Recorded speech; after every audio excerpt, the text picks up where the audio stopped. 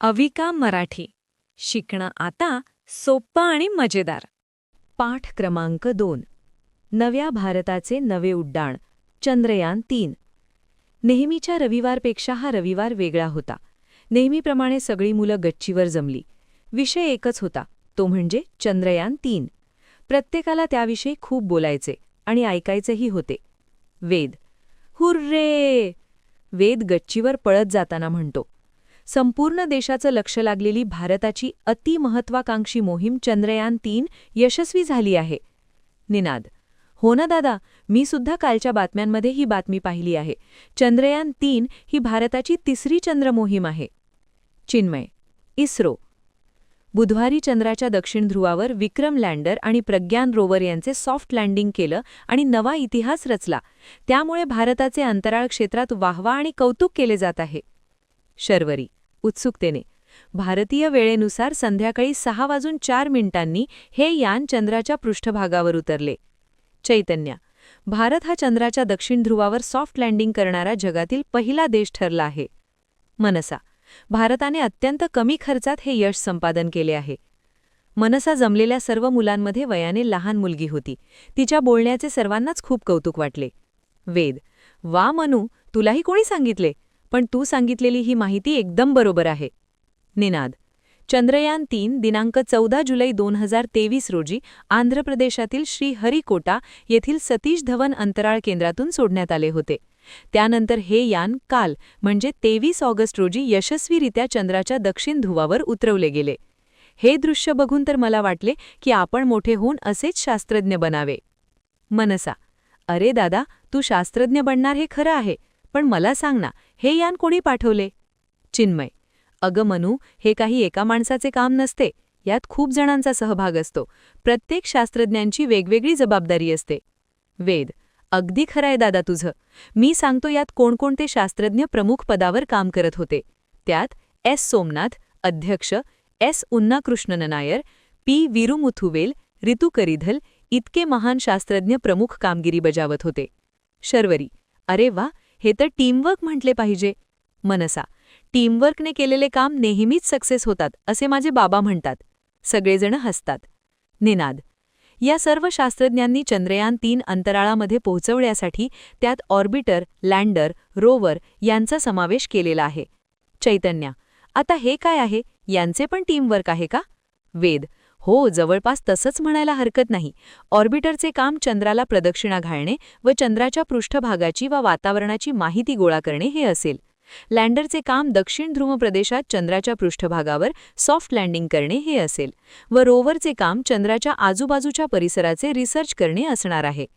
चिन्मय. वेदने तुम्हाला ज्या orbiter, lander व रोवरचे काम सांगितले ते एकदम बरोबर आहे. यातील लँडरला विक्रम तर रोवरला प्रज्ञान हे नाव देण्यात आलेले आहे.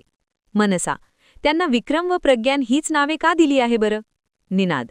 अगं मनू, विक्रम हे नाव लँडरचे आहे. या लँडरचे नाव इंडियन स्पेस प्रोग्राम यांचे जनक मानले जाणारे महान वैज्ञानिक विक्रम साराभाई यांच्या नावावर ठेवण्यात आले आहे. विक्रम याचा अर्थ बहादूर असाही होतो आणि प्रज्ञान हे नाव रोवरला दिले आहे, कारण प्रज्ञान हा शब्द बुद्धिवान या शब्दाशी निगडीत आहे. रोवरला चंद्राच्या पृष्ठभागाचे निरीक्षण करून माहिती गोळा करायची आहे.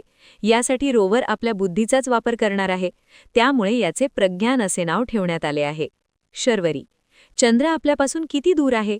मग हे चंद्रयान-3 तेथे किती दिवसात पोहोचले? चिन्मय. चंद्र आपल्या पृथ्वीचा एकमेव नैसर्गिक उपग्रह आहे. पृथ्वीपासून चंद्राचे अंतर 3,84,400 किलोमीटर इतके आहे. चंद्रयान-3ला चंद्रावर जाण्यासाठी 40 दिवसांचा प्रवास करावा लागलेला आहे. निनाद. हे यान 14 जुलैला निघाले व 23 ऑगस्टला चंद्रावर पोहोचले म्हणून. चैतन्य. हे चंद्रयान-3 किती दिवस चंद्रावर थांबणार आहे? नंतर ते पुन्हा वापस येणार आहे का? वेद. सर्वात आधी चंद्रयान-3 लँडिंग केल्यावर विक्रम लँडरच्या एका बाजूचा पॅनेल उघडेल व 6 चाकी प्रज्ञान रोवर सरकण्यासाठी आणि चंद्राच्या पृष्ठभागावर जाण्यासाठी एक रॅम्प तयार केला जाईल. याचे काम 14 दिवस चालेल. या 14 दिवसात चंद्राची माहिती गोळा केली जाईल. मनसा.